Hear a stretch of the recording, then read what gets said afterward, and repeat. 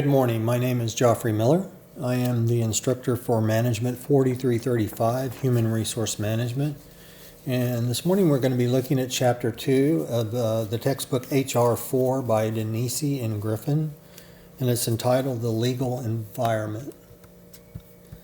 So let's take a look at the learning objectives. First, we want to describe the legal context of human resource management. We want to identify key laws that prohibit discrimination in the workplace and discuss equal opportunity. We want to discuss legal issues in compensation, labor relations, and other areas of human resource management. And finally, we want to discuss the importance of an organization evaluating its legal compliance. So the catalysts for modifying and enhancing legal contexts include legislative initiatives, social change, and judicial rulings. Thus, the regulatory environment itself is quite complex and affects different areas within the human resource process.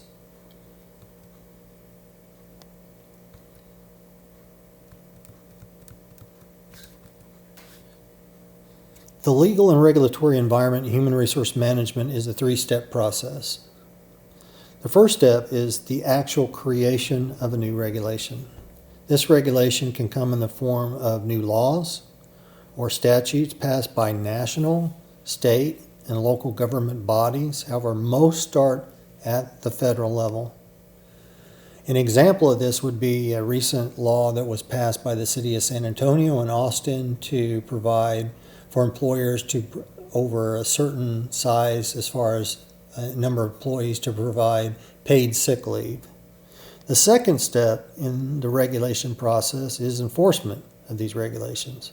Occasionally, the laws themselves provide for enforcement through creation of a special agency. So they might start up a new agency or other forms of regulatory groups.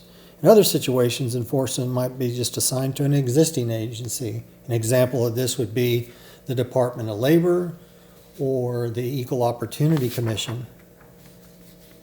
And the third step of the regulation process is the actual practice and implementation of those regulations in organizations. This can be accomplished by creating organizational policies or their employee handbook.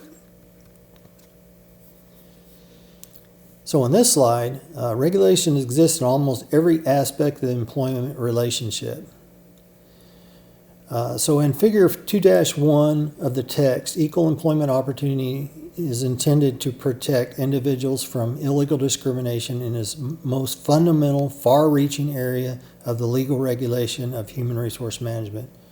Indeed, one way or another, almost every law and statute governs employment relationships is essential in attempting to ensure equal opportunity. So basically, when we talk about the employment relationship, we are starting with prospective employees, and prospective employees aren't even necessarily applicants. That's after an individual is an applicant, they are in the next stage of the employee relationship. But the relationship actually starts with prospective employees. If somebody is, for instance, coming into an HR office and asking for an application, and they're denied an application based on their race or their gender or their orientation, then that can actually be the process of protection actually starts there. And this protection is from discrimination in selection, initial job placement, and initial compensation. For current employees, protection from discrimination extends to the performance appraisal system, subsequent job placements, training and development opportunities, career promotion opportunities, and all other dimensions of work in the organization.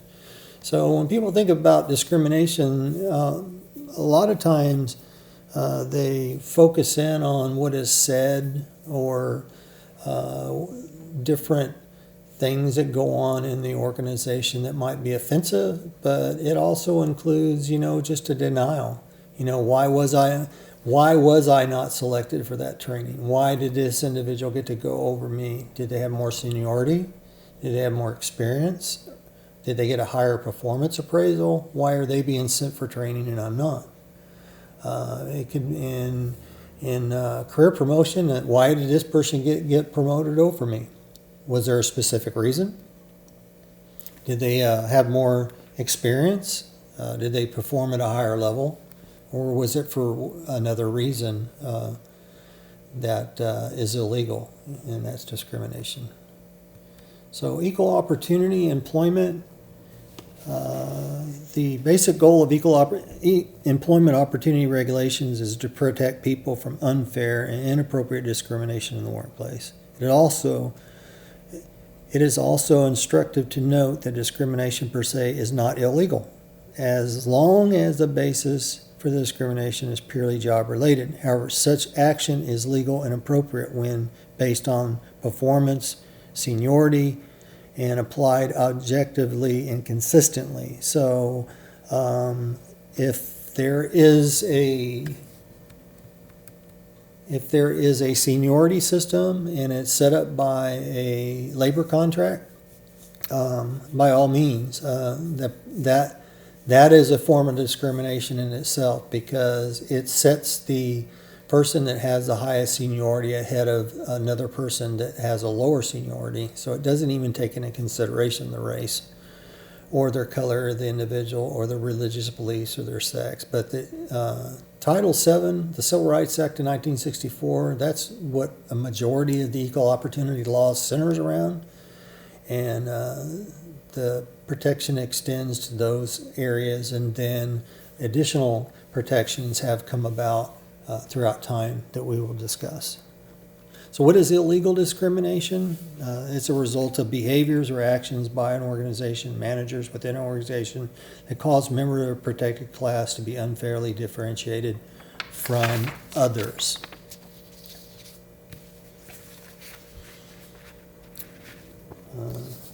So when we look at Title VII and the Civil Rights Act of 1964, it is the most significant single piece of legislation significantly affecting legal context of the human resource management to date has been Title VII. Title VII is an act that it is illegal for an employer to fail to refuse to hire or discharge an individual or discriminate in any other way against an individual with respect to any aspect of employment relationship on the basis of that individual's race, color, sex, religious beliefs, sex, or national origin. The law applies to all components of employee relationship, including compensation, employment terms, working conditions, and various other privileges of employment. Title VII applies to all organizations with 15 or more employees working 20 or more weeks of the year, and that are involved in interstate commerce. In addition, it also applies to state and local governments, employees, agencies, and labor organizations. Title VII was also created the Equal Opportunity Commission that oversees most equal opportunity law. And the Equal Opportunity Commission falls under the Department of Justice and is an agency that enforces these laws.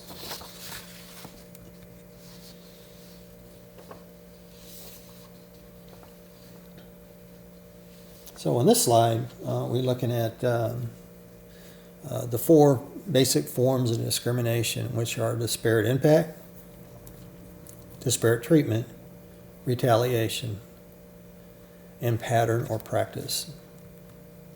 So what is disparate impact or disparate treatment? It exists when individuals in similar situations are treated differently based on these 5 areas: race or color, religion, sex, national origin, age, and disability.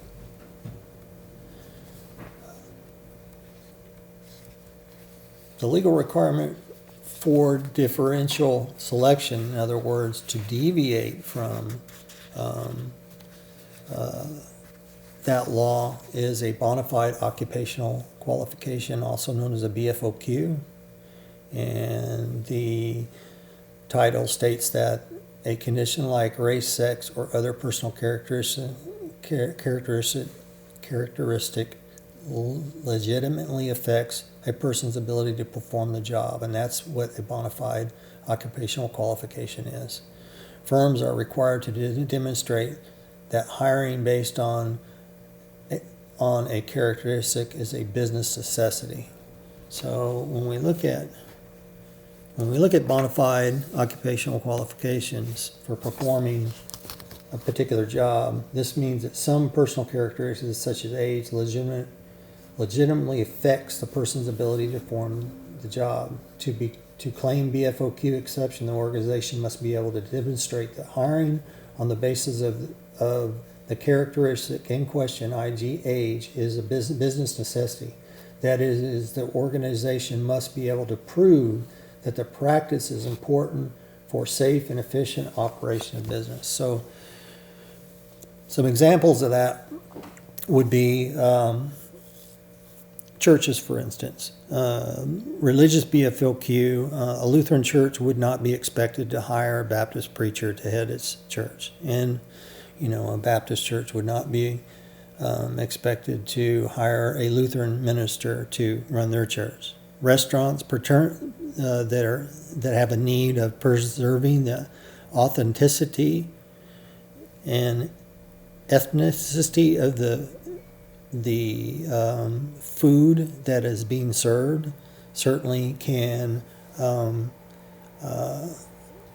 they have a BFOQ that says that they can, for instance, a Chinese restaurant can only hire individuals with Asian background because to do otherwise would affect the authenticity of the food that they are serving.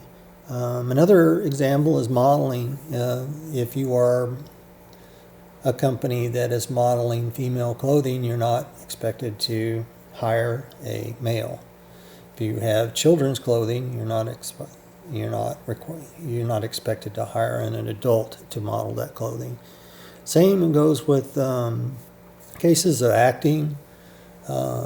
Certainly, when we look at theater, the director of that particular play or TV show or whatever has artistic discretion to select basically anybody that they feel fits the role as it's written.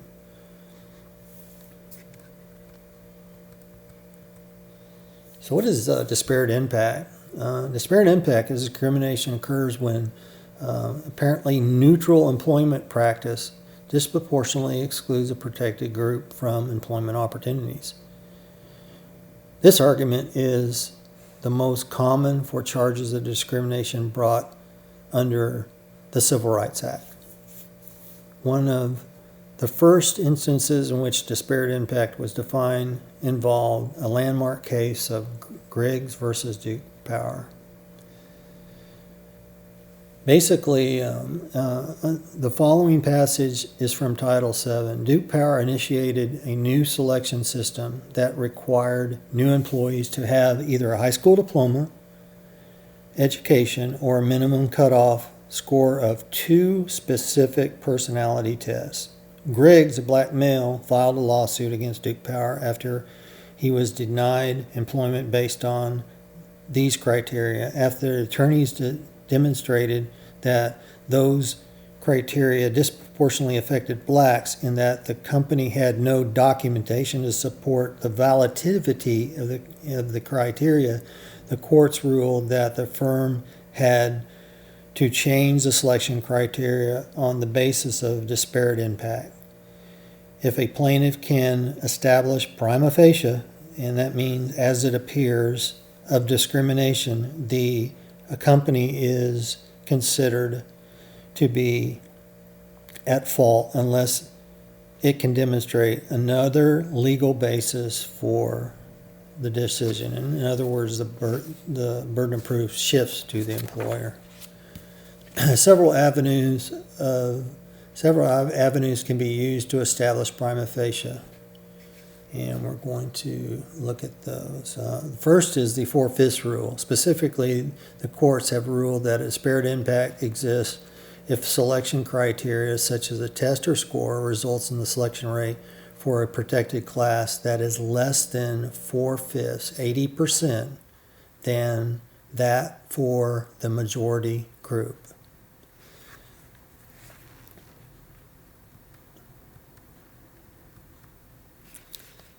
So another way of showing disparate impact, a plaintiff might be able to demonstrate disparate impact by relying on so-called geographical comparisons. These involve comparing characteristics of the potential pool of qualified applicants for a job, focusing on characteristics such as age, ethnicity, or gender with those same characteristics of a current employee's in the job. So we basically refer to this in HR as by the numbers.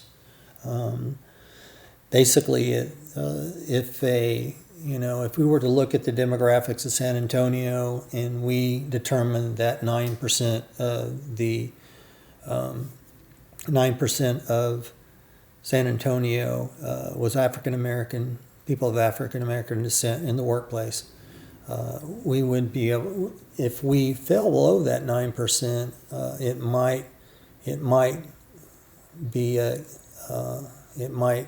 be prima facie to bring up charges for discrimination based on hiring too low in that demographic. Another is the McDonnell-Douglas test, and it was named after a Supreme Court ruling, McDonnell-Douglas versus Green. And it's another basis for establishing prima facie case. And they basically look at 4 steps as part of the McDonnell-Douglas test. Number 1, the applicant is a member of a protected class. Number 2, the applicant was qualified for the job in which he or she applied. And number 3, the individual was turned down for the job. And number 4, the company continued to seek other applicants with the same qualifications.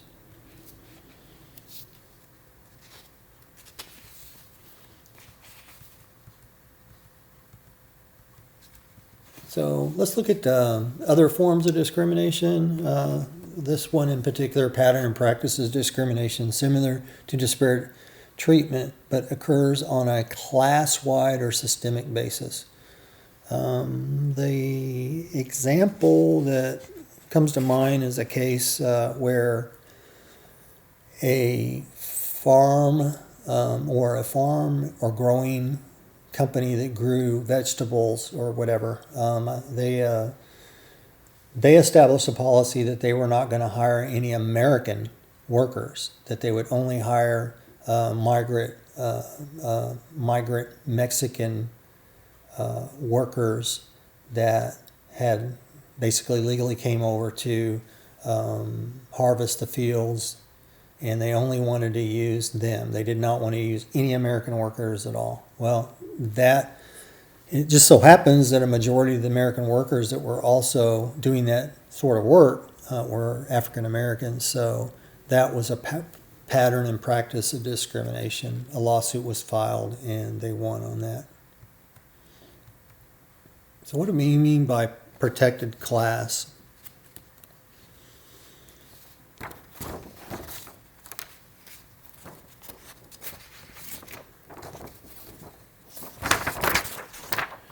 A protected class, although it varies from law to law, protected class consists of individuals who share one or more common characteristics as indicated by law. The most common characteristics used to define protected class include race, color, gender, age, national origin, disability, and status as a military veteran. So what is affirmative action? Affirmative action refers to positive steps taken by an organization to seek qualified employees from underrepresented groups in the workplace. When affirmative action is part of a remedy of discrimination case, a plan takes additional urgency and the steps are somewhat clearer.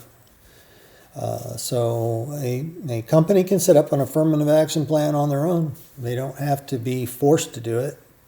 Nobody says that they can't do it. If a company wants to focus in on the demographics of their organization, establishing an affirmative action plan might be a good way to go.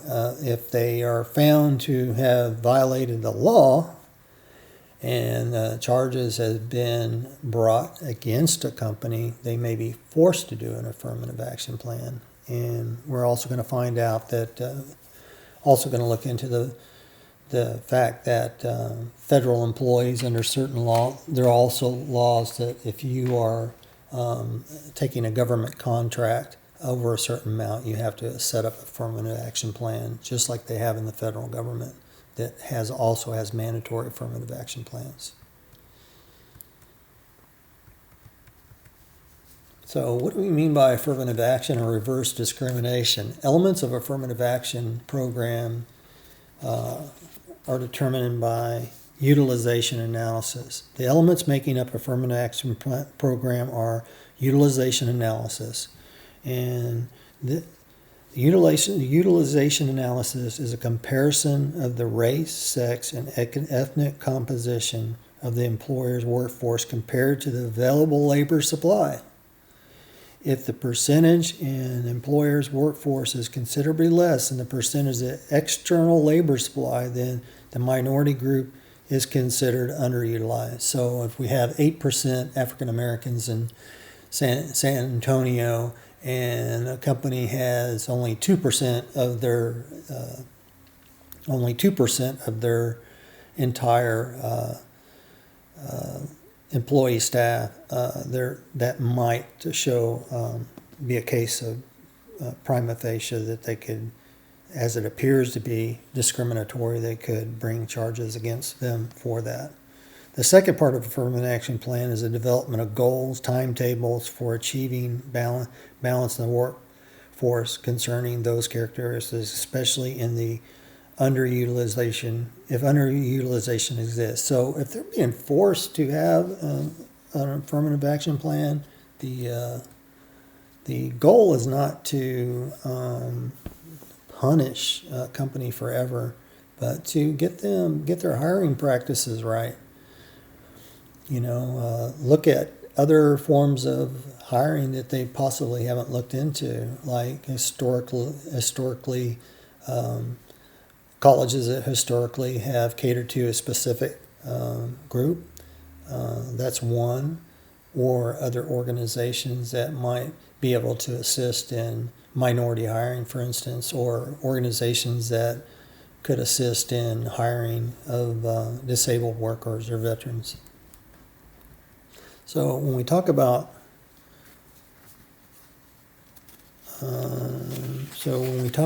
reverse discrimination, we're talking about a discrimination that reverse discrimination refers to a practice that has a disparate impact on members of a non-protected class, usually white men. Those charges of reverse discrimination typically stem from the belief by white males that they have suffered because of preferential treatment given to other groups. The text discusses two most famous court cases in the area, illustrating on how complicated the issue can be. Within the space of a few years, the Supreme Court passed the following judgments: ruled against an organization giving preferential treatment to minority workers during a layoff, ruled in support of temporary preferential hiring and promotion practices as part of a settlement of a lawsuit, or ruled in support of the establishment of quotas as a remedy for the past discrimination, or ruled that any form of affirmative action is inherently discriminatory and could be used only on a temporary measure. So there's a certain amount of controversy around affirmative action plans. The concept of affirmative action is increasingly being called into question. In the most recent case, Ricci versus Stefano in 2009, the Supreme Court ruled that the city of New Haven, Connecticut, violated the rights of a group of white firefighters when decided to discard the results of a recent promotion exam that was shown to have disparate impact. The white firefighters subsequently sued the city for reverse discrimination. I remember reading this case, and basically it turned out that there was also a union contract, so they couldn't very well go against the union contract. And again, that's a union contract that hires on whatever results they say. Whether if a union has decided they're going to use a certain test to decide who gets promoted, that could override discrimination laws if it excludes even a non-protected class. In that case, they won. So there are two types of sexual harassment: quid pro quo harassment and hostile work environment. The sexual harassment, under quid pro quo sexual harassment, in which the harassers offers to exchange something of value for sexual favors, and this could be either negative or positive as far as what is received and how it is presented. But it's all on how it's presented. It's all on how it's accepted, and it's all on how it was initiated. So each case would have to be, of course, investigated, etc. So, it could be you're in line for promotion, but if you have sex with me, you'll get promoted earlier. Or it could be, totally negative, where it says, you are in line for promotion, but if you don't have sex with me, that you will be fired. So either one of those could be a quid pro quo situation in sexual harassment, depending on how the exchange and how it all works out. But the hostile work environment is one that produces sexual harassment because the climate and culture that is punitive towards people of different gender. So those are the two types of sexual harassment. So when we're looking at, harassment in general, we can look at the EEO site, and it basically defines harassment as something that is severe and pervasive. And I think I'll take us out there to look at that real quick, because that is very important.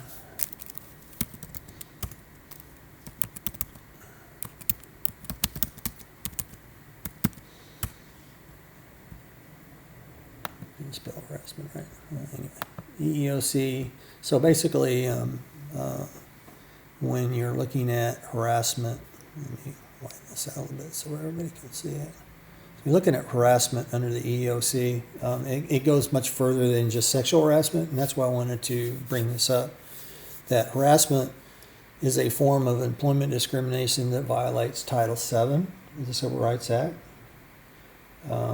which is, harassment based on race, color, religion, sex, national origin. It also violates, let me just read it as it's stated. Harassment in the form of the employment discrimination that violates Title VII of the Civil Rights Act of 1964, the Age Discrimination Act, and the American with Disabilities Act, ADA. Harassment is unwelcome conduct that is based on race, color, religion, including pregnancy, national origin, age, 40 or older, disability, or genetic information. So harassment becomes unlawful, and this is very important, when enduring the offensive conduct becomes a condition of continued employment. So, you'll either put up with, if you don't put up with it, you'll lose your job, basically. And number two, the conduct is severe and pervasive enough to create a work environment that a reasonable person would consider intimidating, hostile, and abusive. So a lot of people say that, harassment, it's, it's elusive, it's vague. I don't really consider it to be vague. I consider it to be very matter of fact, because it is designed. It is defined very clearly. But where the gray area comes into play is when it says that harassment becomes unlawful and during offensive conduct becomes a condition of employment. That one's pretty straightforward. But the second one, the conduct is severe and pervasive enough to create a work environment that a reasonable person would consider intimidating, hostile, or abusive. So what is a reasonable person and what is their view?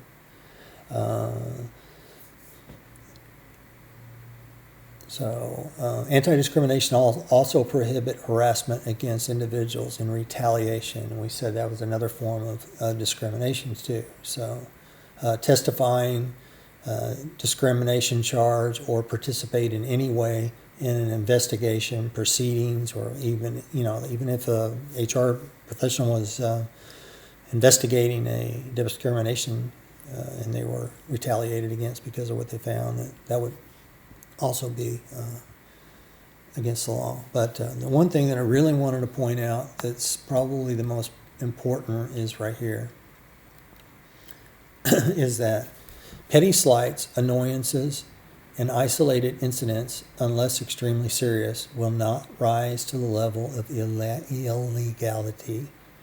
Petty slights, annoyances, isolated incidences, unless extremely serious, and a one-time incident can be extremely serious enough to fall under those two categories of illegal harassment, will not rise to the level of illegality. So there is when I go into the workforce, one of the things I hear is that I've even had employees come to me and say, "Oh, I said this," or "Oh, I said that, and I'm going to be fired. Oh my gosh, I didn't mean to. It just came out of my mouth before I actually caught it." Well, is that acceptable? No, it's not acceptable.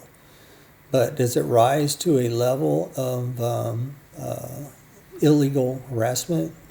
It could very easily, depending on what the outcome was and how it affected the individual. But it could be, they said an off-color joke or said a term that they shouldn't have said in the workplace, and it's wrong. They've come to HR and they said, just do it, kind of just laid it out there. I've had that happen, and they said, "Oh my gosh, you're going to be fired." No, you're not going to be fired. You're going to get up. You're going to get out of my office and go straight to that individual and go and apologize. That's what you need to do. When you don't need to sit around here and talk about it, you need to go to that individual and apologize. And I will discuss it with your supervisor about what would be appropriate documentation. That could be a note in a performance log or verbal counseling or whatever. But not every zero tolerance means zero tolerance for all of this type of behavior. But it certainly doesn't mean that every single incident should be grounds for immediate termination. And we are, it's just as HR professionals, we need to be in the workplace. We need to be when these incidences come up, these minor incidences come up.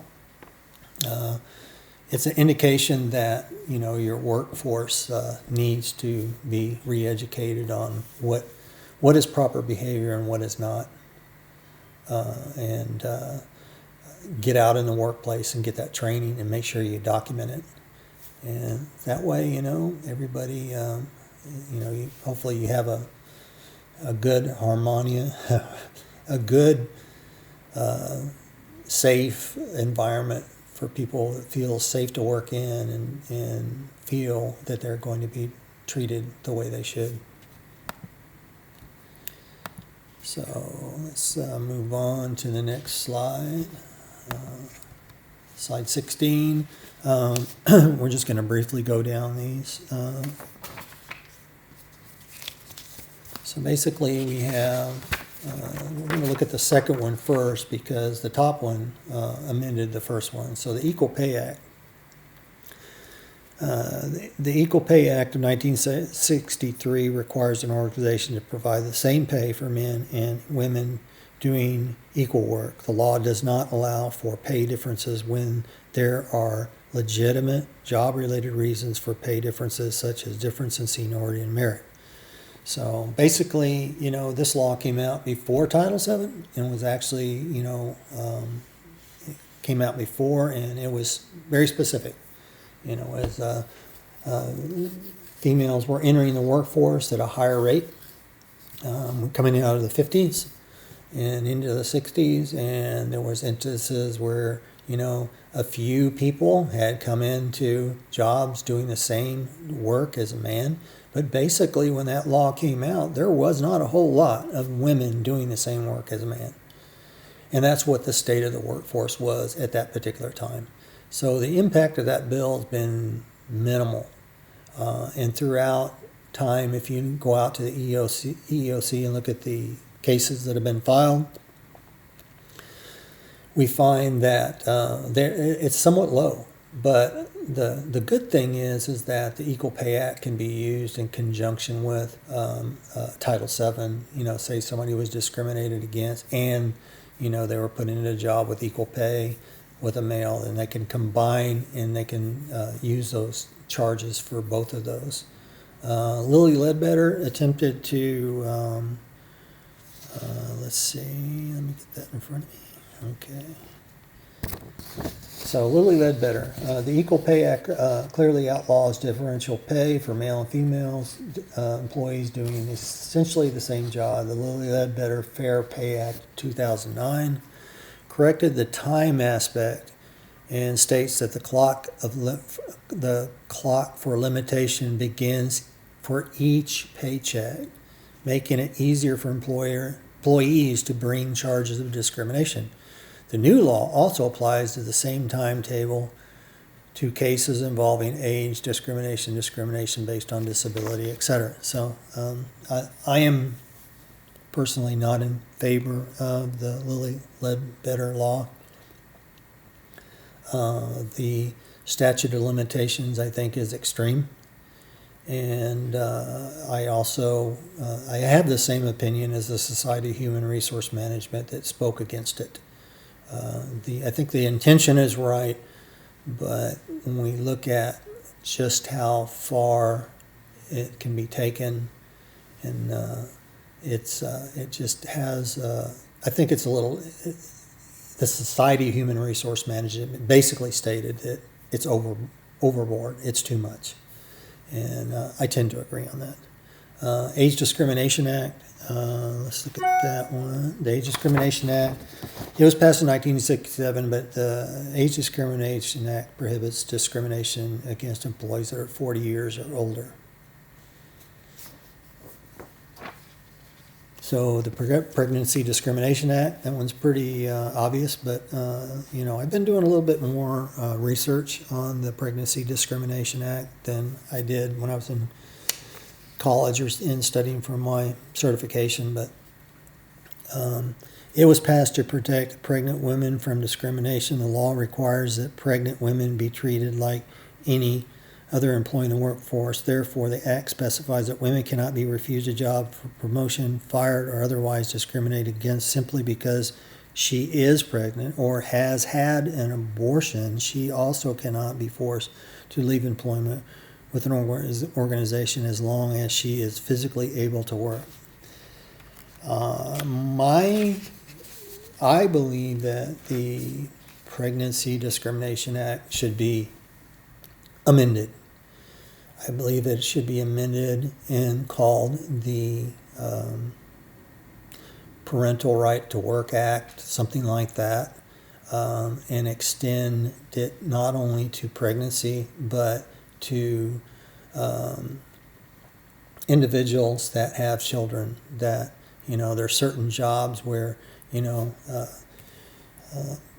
males and females have been discriminated against because they have children, and they have young children and they have to leave. And thank God for FMLA that protects their job, or a lot of people would be out of work just for having children. And but I think it, if somebody is actually discriminated against for, having children, especially, I would think that a law like that would be helpful also to single mothers and single fathers who, when they apply and they, you're not supposed to ask about marital status, but it can come up. I mean, people can find out things, in advance. And, you start talking about having children and they go, oh, that's a single parent. She's going to be out every time that kid's sick. Well, people shouldn't be discriminated against for that. And I think that the law should be extended to that point. But let's move on to the Civil Rights Act of 1991. And the Civil Rights of 1991 was passed as a direct amendment to Title VII of the Civil Rights Act of 1964. It also reinforces illegality in making hiring, firing, promotion decisions on the basis of race, gender, color, religion, national origin. Also includes the Glass Ceiling Act, which established the commission to investigate practices that limit the access of protected class members, especially women, to the top levels of management. So basically extended the the biggest part of it is that for the first time the act provided a potential payment of compensatory and punitive damages in cases of discrimination. So basically it gave when the EEOC investigates a crime of discrimination, if they feel that there is prima facie, it looks like there might be something, they make a ruling on that. They can sue. The EEOC can sue the employer, or they issue a right to sue letter to the employee where they can go get their own counsel and sue the company. But they normally have to go through the EEOC process or the state, whatever state. Some states have their own equal rights commissions, and they will come up with an agreement with the EEOC and handle those things. So the next one is the Americans with Disability Act of 1990, and it's another piece of equal employment legislation that has greatly affected human resource management. Specifically, the ADA prohibits discrimination based on disability in all aspects of employment. And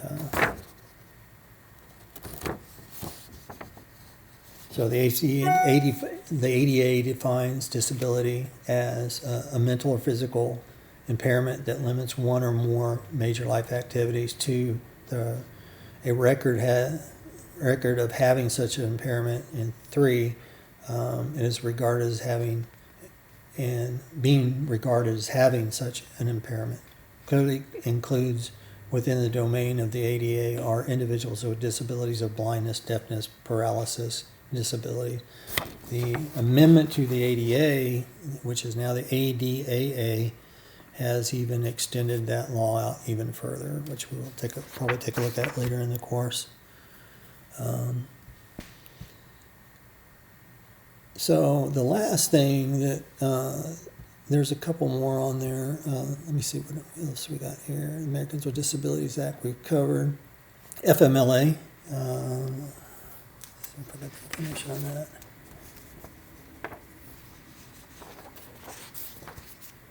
So the Family Medical Leave Act, it covers for discrimination against individuals. It allows for 12 weeks of unpaid leave for pregnancy. It also includes serious health condition and also includes the care for veterans. And the executive orders 11246 and executive order 11478 basically, just strengthens the law for contractors. It says that they can't discriminate for any of the protected classes plus orientation, and they must have an affirmative action plan. So prohibition of discrimination on the basis of sexual orientation, you will find in your chapter, or you'll find in your textbook. that there is no law written to protect individuals on the basis of sexual orientation. However, if we go to the equal opportunity site, we find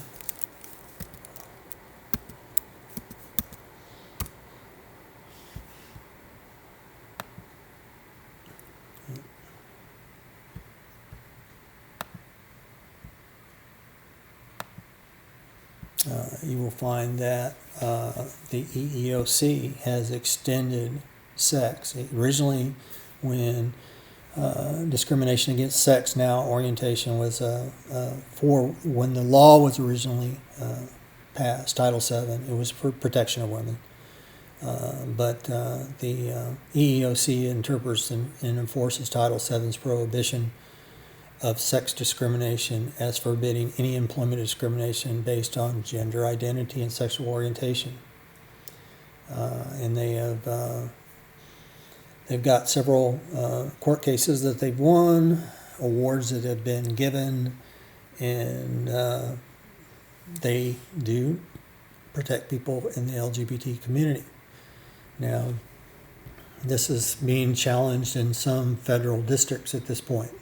So there are some federal districts within the United States that have said, no, that law, Title VII, originally was for sex, meant male and female. Females were being discriminated against very heavily when that law came out, and they basically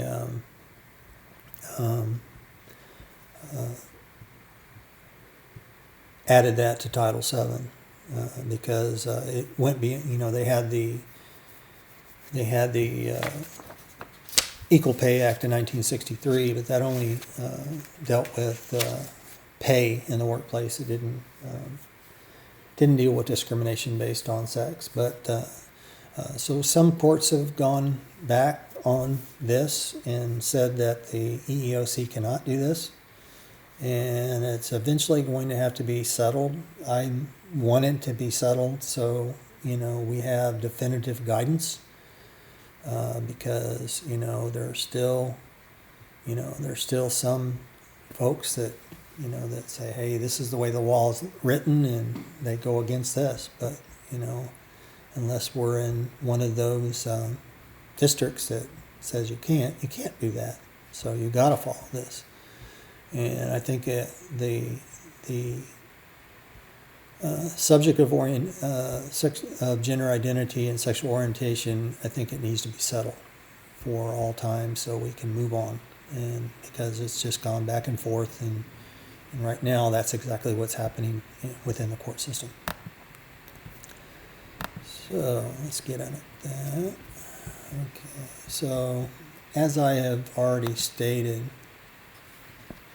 the Equal Employment Opportunity Commission investigates and resolves complaints about alleged discrimination.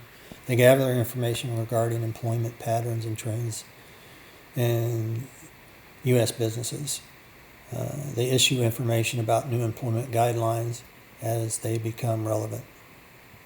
And they have done that. Let me get back there. Okay, so they issue information about new employment guidelines, gather information. They also interpret. That should be on there. They should also they also interpret the law, and they've done that in the case of gender identity. And of course, they can come out with an interpretation of a law and put out a regulation, but it can also be challenged by a court also, and that's what's happened on the subject of orientation. So agencies that enforce equal opportunity also is the OFCCP, which is the Federal Office of Federal Contract Compliance, responsible for enforcing executive orders, conducts yearly audits on government contractors. So those executive orders that pertain to contractors, they strictly enforce those. And like I said, there's one that specifically outlines that they cannot discriminate based on the same things that Title VII has, and sexual orientation. They've added that into that law. And they've also said that, a contractor that makes over a certain amount of money has to have an affirmative action plan so they can have better representation in the workforce. So other areas of human resource regulation, legal perspectives on compensation and benefits. Let's look at the Fair Labor Standard Act. The Fair Labor Standard Act established the minimum wage, and it also,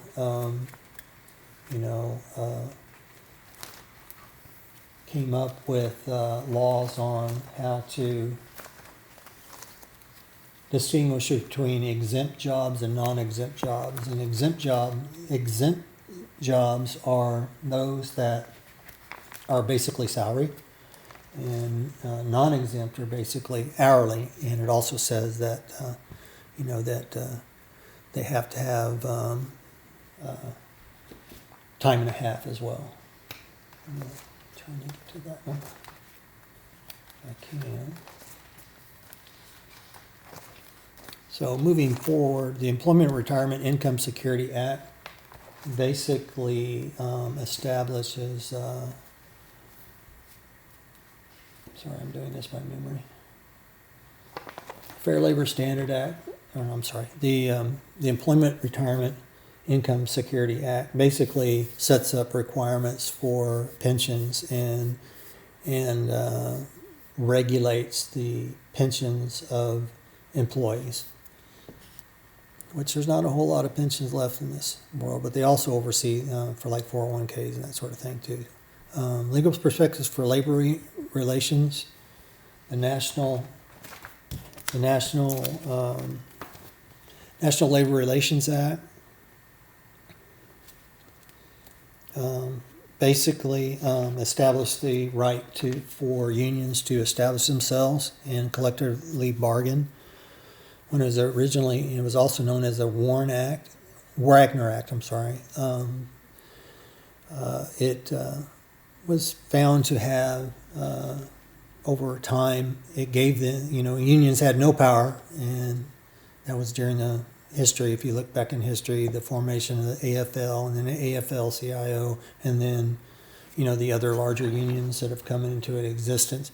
But basically, it shifted from having no power to organize to too much power, and that's when the Labor Management Relations Act also and the Landrum-Griffin Act came into existence to kind of reel them back in per se. And under employee health, we have the Occupational Safety and Health Act, OSHA, and it oversees and investigates when a company is in violation of safety standards. It has, of course, if an employee reports that, they can't be retaliated against. So they also require mandatory posting. And Drug-Free Workplace Act basically states that if you're going to be a contractor, or if you're in a federal agency, that that you have to be drug-free. And there are certain agencies that, even with contractors or even with other companies, they have to have mandatory drug testing. And plant closings, the Warren Act basically covers, if there's a layoff of like 50 or more employees, they have to give a certain amount of notification. They just can't just shut down without giving any warning. And on privacy issues, as I have stated I believe I stated in my previous video that privacy issues there's very limited laws as far as protection of employees in the workplace for Privacy Act issues. The Privacy Act in 1974 covers federal employees, but not private sector. And the Genetic Information Non-Discrimination Act of 2009 protects employees from their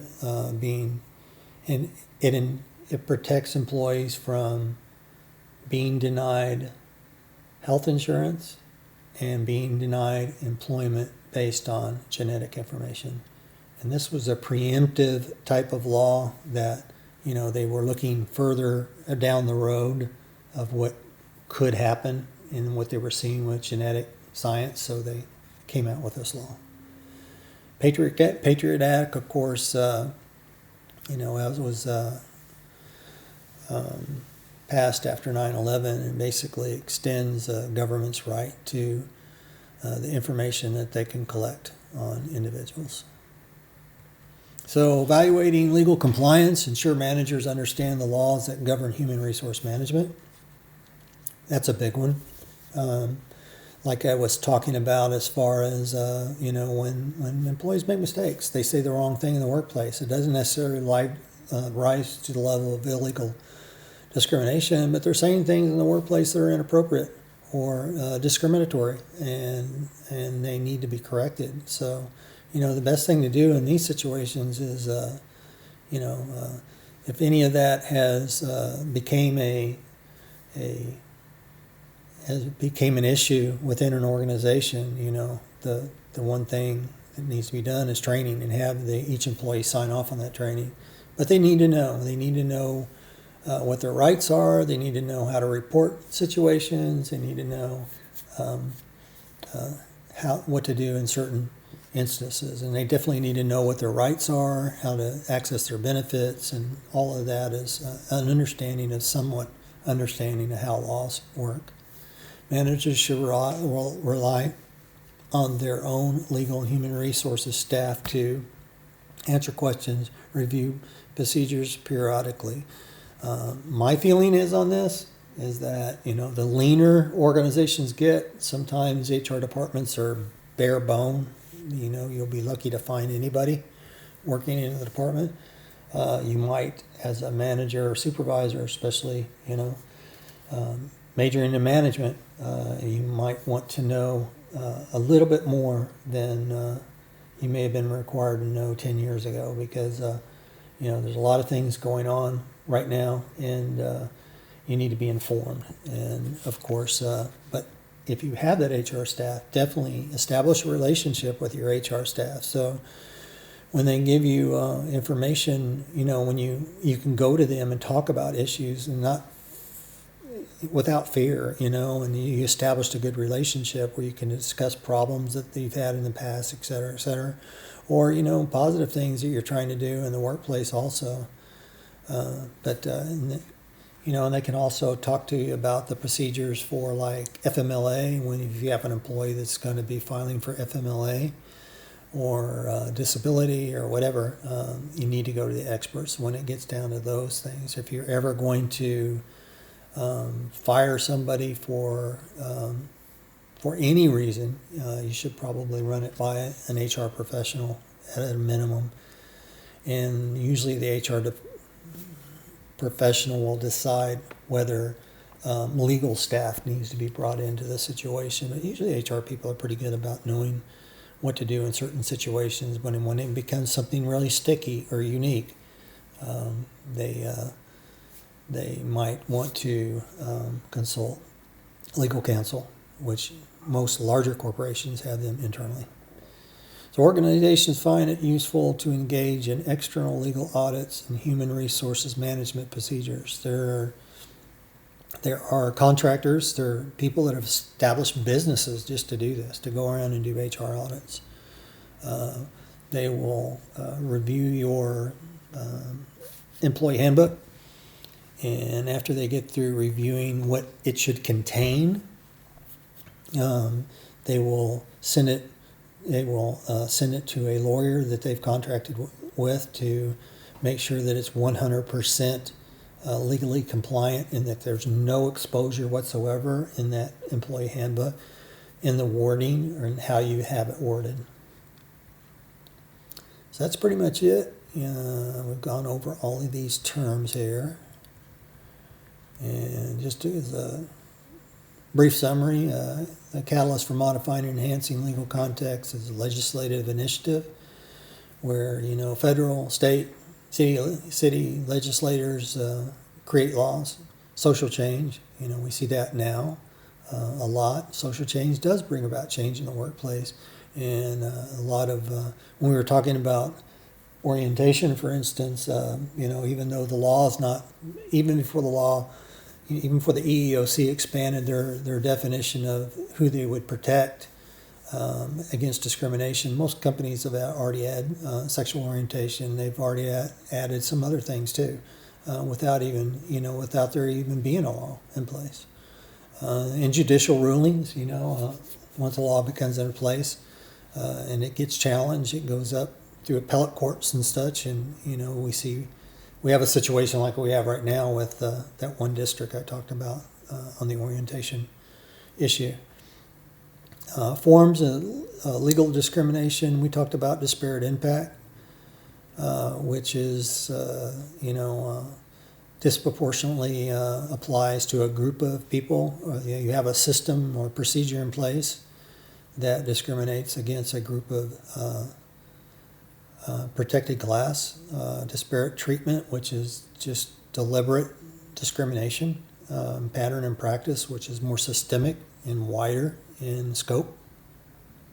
And retaliation, being able to have a fear of retaliation if you report something illegal, whether it be, the sexual harassment or discrimination, or even like we discussed with the OSHA laws as well, being able to report those without any retaliation as well. So that's it, and thank you, and I appreciate it. Have a wonderful day.